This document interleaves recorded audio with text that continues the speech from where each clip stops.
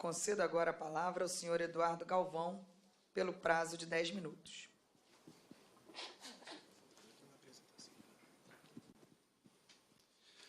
Boa tarde a todos.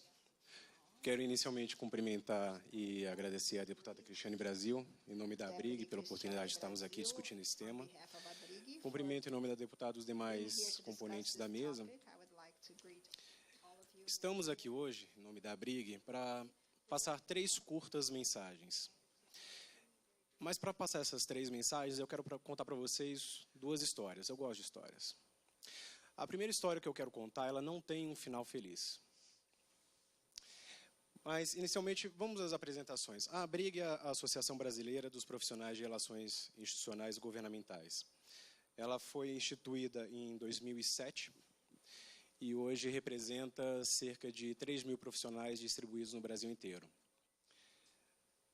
Nós autodenominamos o que nós fazemos, a atividade de relações governamentais, como aquela que visa, pela qual os atores sociais e econômicos fazem chegar aos tomadores de decisão a sua visão sobre a matéria, com o intuito de mitigar riscos econômicos, sociais, institucionais ou operacionais, oferecer um modelo mais equilibrado, apresentar sugestões para o melhoramento da proposição, apresentar fatos, dados e informações importantes para subsidiar a tomada de decisão e alertar para eventuais inconstitucionalidades, injuridicidades ou má técnica legislativa. Reparem que todos esses pontos, eles circundam a discussão de políticas públicas. É isso que nós fazemos, discutir políticas públicas. Qualquer outra atividade que não esteja dentro desse âmbito não faz parte do que nós denominamos como relações governamentais. Feitas as apresentações, passa o próximo slide. A história que eu quero contar aqui para vocês é a história da experiência americana. A primeira regulamentação do que lá é denominado lobby veio em 1946 com o Lobbying Act. O Lobbying Act, inicialmente, ele denomina como lobby o estrito contato tete-a-tete com o tomador de decisão. E essa norma também só se aplicava para o Poder Legislativo. Em 1979, foi criada a congênere americana da ABRIG, que se chamava American League of Lobbyists. Em 95 veio a primeira reforma da regulamentação americana, que ampliou o conceito do que se chama de lobby para abranger outros tipos de atividade também. Então, foi um conceito um pouco mais amplo.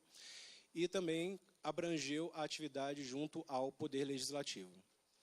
Até aqui, nada de muito rigoroso. A história começa a ficar triste em 2005.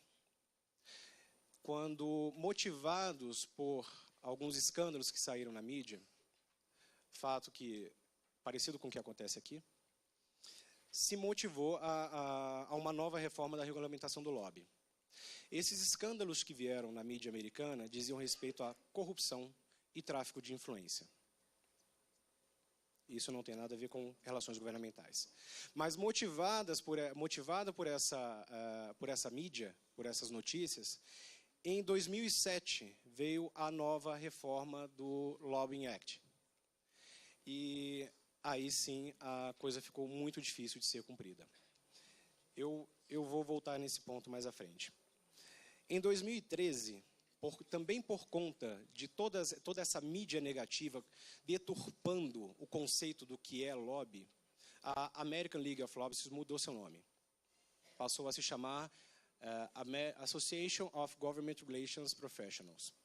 Então, até a congênere da ABRIG americana mudou de nome, porque já não via que não adiantava mais seguir em frente com um conceito eivado de uma pecha tão pesada. Passa o próximo, por favor. Até em razão do tempo, eu vou resumir um pouco, eu não vou ler todos os pontos, mas aqui estão separadamente cada reforma da regulamentação do lobby nos Estados Unidos e quais são os pontos que cada norma trouxe, regulou. O ponto em vermelho é o que eu chamo a atenção dos senhores. Esse tópico é o único que ainda não está regulado no Brasil. Todos os outros tópicos da regulação americana já têm alguma previsão no Brasil em leis esparsas. E foi justamente essa regulamentação de 2007 que trouxe um efeito tão negativo e tão contrário ao que se desejava nos Estados Unidos. Bom, esse tópico, eu vou só destacar ele diz respeito à apresentação de relatórios semestrais de temas, de representados, de atividades, de despesas e também de receitas. Passa o próximo, por favor. E qual foi o efeito dessa regulamentação nos Estados Unidos? Essa linha que eu trago para vocês é o número de profissionais registrados em Washington. Percebam que de 98 até 2007 é uma linha ascendente, ou seja, o número de profissionais registrados crescia. A partir de 2007, o número de profissionais registrados começou a diminuir. Não é coincidência isso ter acontecido em 2007. E em 2015, o número está próximo ao patamar de 15 anos atrás.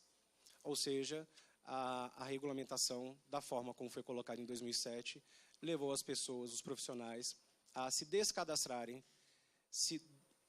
saírem do registro e passarem a atuar no que chamam nas sombras. Eles se descadastraram como lobistas e passaram a exercer a mesma atividade na prática, só que com outro nome. E isso deixava eles fora dessa regulamentação, que não precisava trazer relatórios e auditorias tão burocráticas. Era um peso menor, era um ônus menor. Passa o próximo, por favor. Esse é o gráfico que mostra o investimento em lobby. Aqui são desde publicações, encontros, eventos, até contratação de pessoal. Percebam que o investimento aumentava muito até 2007 e começa a diminuir a partir dessa data. Também não por acaso. Passa o próximo, por favor. Sobrepondo as duas linhas, olha o que a gente consegue perceber. A regulamentação de 2007 ela fez com que aqueles que estavam cadastrados, parte deixasse de estar cadastrado, registrado no Congresso americano. Ou seja, passou a atuar nas sombras. Ao passo que os novos entrantes também não foram registrados. Então, o que a gente percebe? Aqueles que estavam registrados deixaram de ser e os novos profissionais contratados não foram registrados. Esse foi o efeito da norma que se pretendia trazer transparência. Eu não vejo transparência aqui. Aqui eu vejo pessoas trabalhando na informalidade. Essa é a história que não tem um final feliz. A gente está hoje aqui com a oportunidade de contar uma história diferente. Eu disse para vocês que no Brasil já existe uma regulamentação tanto para os agentes públicos quanto para os agentes privados e para a relação. Pode passar o próximo, por favor? Eu vou ser breve ao elencar o que regula os agentes públicos no Brasil. Nós temos a Lei de Conflitos de Interesses, o Código de Ética do Servidor Público, o Código de Conduta da Alta Administração Federal, a Lei de Enriquecimento Ilícito ou a Lei de Improbidade Administrativa. Temos a Lei de Acesso à Informação e ainda o Código Penal com os crimes de concussão e corrupção passiva.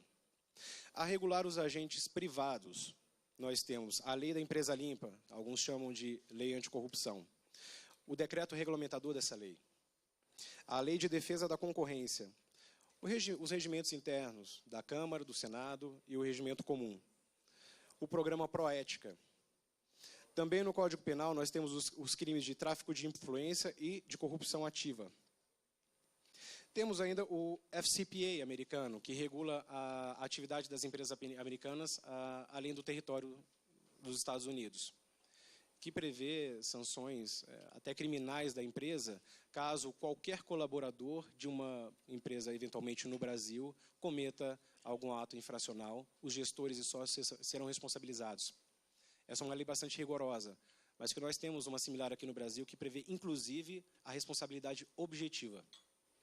Similar a isso, nós temos o UK Bribery Act, que é o correlato do Reino Unido. E temos a autorregulamentação profissional. Passa o próximo, por favor. Esse é o sistema de autocontrole que existe na ABRIG. Para o profissional ser registrado, cadastrado em nosso quadro associativo, ele tem que passar por um processo de avaliação perante um comitê de associação. Ele está sujeito a um código de conduta e a um conselho de ética externo, ao qual pode impor sanções de advertência, de censura ética e de exclusão. Então, nós temos também já uma autorregulamentação. Bom, nós temos bastante leis regulando os agentes, mas temos poucas normas regulando a relação. Passa o próximo, por favor. A regular a relação, nós temos, nessa primeira coluna, eu coloquei algumas normas que regulam a concessão de audiência a particulares. Então, existe um decreto federal e algumas portarias de alguns órgãos do Poder Executivo. Temos ainda a regulação do credenciamento, que obriga a prestar, aliás, que permite ao credenciado prestar esclarecimentos específicos, mas também não é muito feliz em descrever exatamente o que seriam esses esclarecimentos. Temos ainda a regulação da Comissão da Legislação Participativa, que é uma forma de participação democrática, mas que também possui seus gargalos. Temos ainda mecanismos de participação popular previsto na Resolução 26 de 2013 do Senado Federal, mas que também não delimitam exatamente o que é e como pode ser feito. Tá? Quais aspectos não estão previstos ainda na nossa legislação a respeito da relação? Primeiro, quais princípios regem essa relação? Isso não está previsto. Existe uma construção hermenêutica constitucional do que seria aplicável, mas isso não está definitivamente estabelecido. Não está previsto ainda quais são as garantias de participação social no processo de decisão de políticas públicas. E também não estão previstos quais são os instrumentos de participação, aquilo que nós fazemos no nosso dia a dia. Eu vou passar rapidamente, pedir para passar rapidamente os slides, eu trago uma radiografia do que seriam os projetos que tramitam tanto aqui na Câmara quanto no Senado, mas eu só quero chamar a atenção aos pontos que estão destacados em vermelho. Eles querem dizer exatamente aquele primeiro ponto da legislação norte-americana que ainda não existe no Brasil, aquela auditoria burocrática. Vejam que todos os projetos de lei, eles prevêem, de uma forma ou de outra, uma disposição parecida. Mudam quem vai ser o órgão controlador disso, mudam em relação à periodicidade, se é trimestral, semestral, anual, mas todos prevêem a mesma coisa. Então, eu mostro que a gente está indo no caminho daquela história que teve um final trágico. A outra história que eu quero contar, rapidamente, na semana passada saiu uma notícia na Folha de São Paulo sobre o questionamento da participação de um empresário do setor siderúrgico no processo decisório. Ele teria apresentado sugestão de texto para uma medida provisória, não sei em que circunstâncias isso ocorreu, e o jornal também não é claro em dizer, mas isso é perfeitamente democrático. E esse tipo de notícia é um risco tanto para os agentes públicos quanto para os agentes privados na construção de políticas públicas. No mesmo dia que essa notícia foi veiculada, eu percebi uma notícia da Câmara Municipal de Ponta Grossa, no Paraná. Um caso extremo oposto, institucionalizando a participação social, prevendo mecanismos para que a sociedade pudesse participar de uma forma mais direta do processo legislativo. Eles instituíram uma figura que chamaram de sugestão legislativa, que permite a qualquer cidadão apresentar uma sugestão de projeto de lei, apresentar uma sugestão de emenda, de realização de audiência pública, de indicação de participante em audiência pública. E essa sugestão legislativa ela pode ser endossada por qualquer deputado. Então vejam que, ao mesmo tempo que a gente está vendo uma história que está condenando a participação social em processo de decisão política, a gente vê um exemplo positivo ocorrendo em nosso país e que merece ser louvado. Bom, diante disso, qual que é a proposta da ABRIG? Nós somos a favor de uma regulamentação, mas nós somos a favor de uma regulamentação que traga transparência e uma regulamentação que facilite a participação social no processo de decisão política. Nós não somos a favor de uma regulamentação que traga mais ônus sem que esses ônus tenham algum efeito benéfico em vista. Como fazer isso? Primeiramente, a gente sugere a previsão legal da atividade. Em segundo, nós sugerimos que sejam destacados quais são os princípios aplicáveis à atividade. Terceiro ponto, nós frisamos que é importante diferenciar a relação entre agente público e agente privado para a discussão de políticas públicas de outros tipos de relação. Nós não somos profissionais que fazemos compra, que fazemos venda de bens e serviços para o Estado. Nós não somos profissionais que fazemos despacho para emissão de licenças e alvarás. Nós não somos aquele profissional que faz litígio administrativo, e essas relações elas precisam estar separadas. O que é relação de compra e venda demanda um profissional com outras qualificações, outras expertises, e já existe uma regulamentação para isso. O profissional que faz litígio perante a administração pública também é um outro tipo de profissional, e ele já está regulado. E também quem trabalha para emissão de licenças e alvarás também é outra coisa, é outro departamento. Isso não é discussão de políticas públicas. Por fim, sugerimos também institucionalizar quais são as nossas práticas, que aquilo que nós fazemos no nosso dia a dia esteja previsto em lei.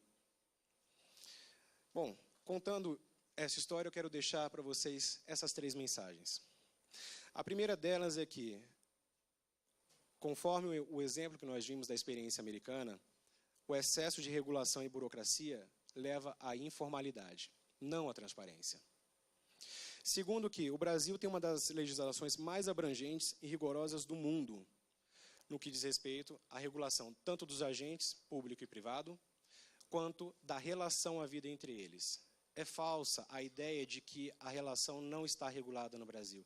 Ela está bem regulada, bastante regulada, no que diz respeito a impor sanções e ônus. A gente não precisa disso. Nós precisamos de benefícios, incentivos para que a prática correta seja feita. Porque quanto mais burocratizarmos, quanto mais ônus trouxermos para quem trabalha à luz do dia, mais vamos induzir essa pessoa a trabalhar na informalidade, como foi no exemplo americano. E, por fim, que é preciso institucionalizar a relação, da forma como eu falei, trazendo benefícios que promovam a transparência. Essas eram as mensagens que eu tinha para trazer para vocês. Agradeço mais uma vez, deputada, pela oportunidade.